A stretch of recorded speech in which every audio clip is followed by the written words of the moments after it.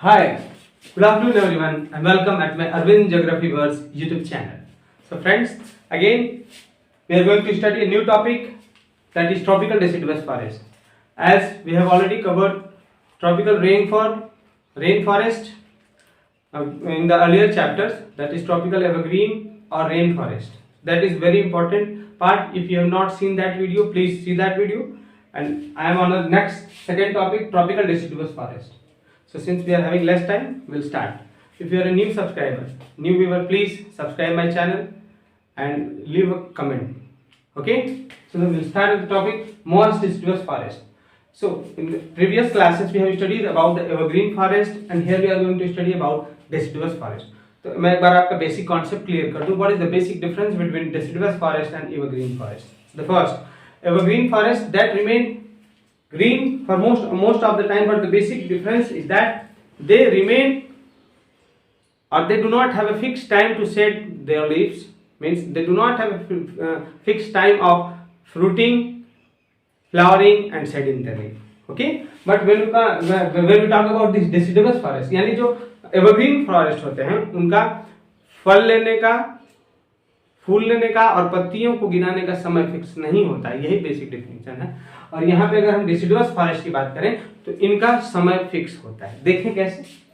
अभी देखो, अगर हम यहाँ से एक बेसिक क्वेश्चन पूछें आपसे कि डिसिडुअस फॉरेस्ट फिर पत्तियों को गिराते क्यों है, ये एक नॉर्मल सा क्वेश्चन है जो बच्चे के दिमाग में आएगा. तो डिसिडुअस फॉरेस्ट उन जगह पे मिलते हैं ना जहाँ पे सीजनल रेनफॉल होता है, यानी रेनफॉल बस 2-3-4 महीने के लिए है, बाकी 7-8 महीने में रेनफॉल नहीं है. तो उस सिचुएशन में जब गर्मी का मौसम आए ना, तो या उससे पहले ही जो वहाँ के जो वाटर लेवल होता है, जो वाटर टेबल होता है, जो अंडरग्राउंड वाटर टेबल, वो नीचे चला जाता है. तो वहाँ के प्लांट्स को ना पानी की कमी होने लगती है. तो बिकॉज प्लांट जैसन से वो अपने आप अपना लीफ वगैरह को ठंडा रखते हैं, अपने बॉडी पार्ट को ठंडा रखते हैं, तो ट्रांसपिरेशन प्लांट के लीफ से होता है. ठीक ना. और यहाँ पे अगर हम प्लांट्स की बात करें, जो डिसिडुअस प्लांट्स होते हैं उनमें खास यही है कि वो अपनी पत्तियों से ही पानी भाप बन के निकल रहा है, वो पत्तियों को ही गिरा देते हैं. और जब पत्ती ही नहीं रहेगा तो ट्रांसपिरेशन नहीं होगा.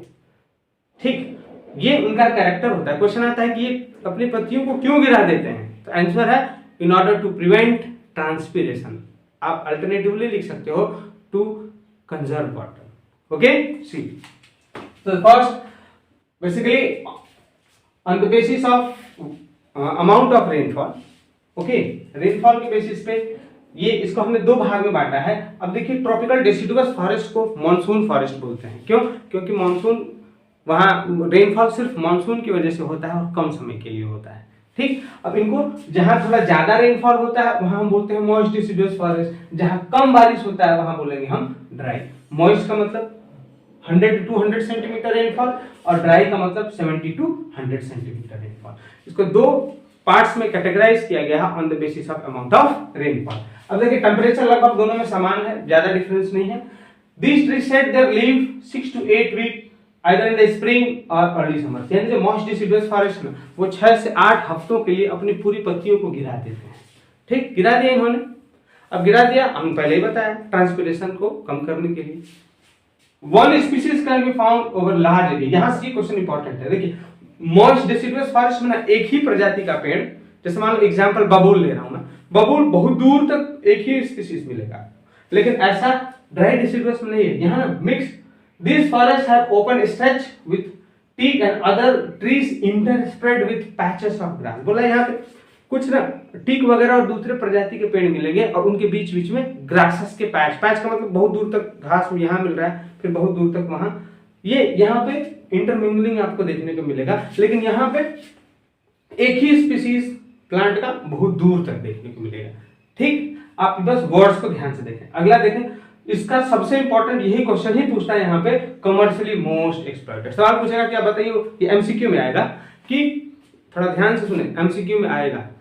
क्वेश्चन होगा कि सबसे ज्यादा कमर्शियली एक्सप्लॉइटेड फॉरेस्ट कौन सा है, मतलब ह्यूमन ने किस फॉरेस्ट को सबसे ज्यादा एक्सप्लॉइट किया, तो वो यही है आपका मॉइस्ट डिसिडुअस फॉरेस्ट. अब सवाल बनता है कि क्यों. कंडीशन भी फेवरेबल था. हमने देखा एवरग्रीन को लोगों ने ज्यादा एक्सप्लॉइट नहीं कर पाए क्योंकि वहां tangled masses of ferns, herbs, climbers थे, कीचड़ था जमीन पे. लेकिन यहाँ पे क्या है, यहाँ पे क्यों एक्सप्लॉइट कर पाए, वैसा इतना ज्यादा रेनफॉल नहीं है, प्लस लकड़ियां जो यहाँ मिल रही है ना वो बहुत मजबूत है, प्लस सैंडलवुड चंदन का लकड़ी, चंदन का लकड़ी तब पूछो मत, कॉस्मेटिक के लिए पूरे भारत में भी डिमांड है और पूरे वर्ल्ड में डिमांड है, बहुत महंगा लकड़ी मिलता है। ठीक, उस पर तो पुष्पा फिल्म बना हुआ है, वो भी देखे, यही है, ठीक ना, पुष्पा राज वही। अब देखो यहाँ पे हो गया सबसे ज्यादा डिमांड इसी का, इसीलिए इस फॉरेस्ट को ह्यूमन ने सबसे बुरी तरह डिस्ट्रॉय कर दिया है लकड़ी के चक्कर में। आगे देखें ट्रीज, इसमें क्या क्या ट्रीज मिलेंगे, देखो क्वेश्चन यहाँ से होगा 1 2 डेसिडुअस के डेफिनेशन से, ये 3 क्वेश्चन बनते हैं, तीनों हमने डिस्कस कर लिया है। यहाँ एग्जाम पॉइंट ऑफ व्यू से बना रहे हैं तो जो क्वेश्चन आएगा सिर्फ वही। Trees sal, teak, mahua, mulberry, palash, semul and sandalwood, ये यहाँ मिलने वाले ट्रीज हैं। अब देखिए किस जगह पे मिलता है भारत में, देखते हैं नॉर्थ ईस्टर्न पेनिनसुला, ये बहुत कुछ खास नहीं है, खास 1 2 और इसका डेफिनेशन यही से क्वेश्चन होगा।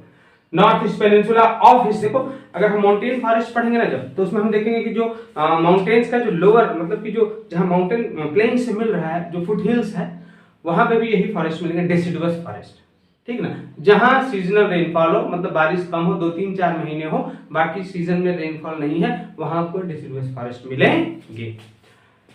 Eastern slope of western Ghat, western slope की बात नहीं कर रहा है, वो बोला, देखो आप थोड़ा यहाँ देख लो, ये मान लो आपका वेस्टर्न घाट हो गया, तो इसका ये वेस्टर्न स्लोप हो जाएगा। अब ये वेस्टर्न घाट है, इसका ये वेस्टर्न स्लोप, तो इस साइड वाला जो स्लोप है ना, जो डेक्कन प्लेट्यू, डेक्कन ट्रैप, जो जहां पे कम बारिश होता है, लीवर्ड साइड वाला, वहां पे ये मिलेगा, कम बारिश है तभी तो मिल रहा है, यूपी महाराष्ट्र एक्सेट्रा में मिलेगा। ओके, सो आई होप आपको ये कॉन्सेप्ट क्लियर हुआ इतना। अब इससे जो रिलेटेड क्वेश्चन है, कमर्शियली मोस्ट एक्सप्लॉइटेड एक स्पीसीज और डेसिडुअस का डेफिनेशन, ये याद रखिएगा क्वेश्चन पॉइंट ऑफ व्यू से, एग्जाम पॉइंट ऑफ व्यू से। आगे बढ़ रहे हैं, नाउ ड्राई डेसिडुअस फॉरेस्ट, थोड़ा इससे रेनफॉल कम है तभी इसका नाम पड़ा है ड्राई, 70 to 100 टेम्परेचर सेम।